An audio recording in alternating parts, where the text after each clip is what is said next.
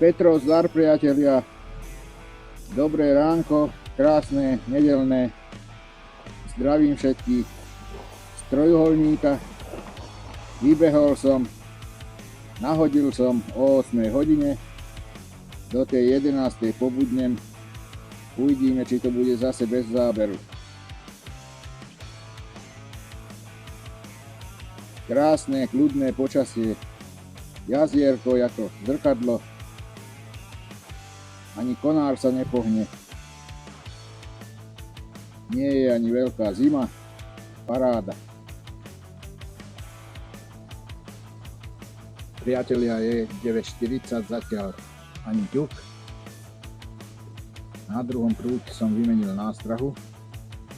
Dal som tak 24, losos broskyňa, uvidíme.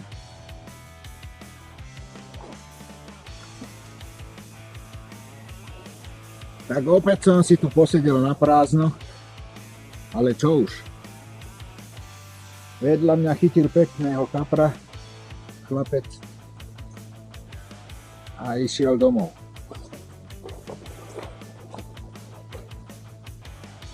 Asi zlý výber miesta.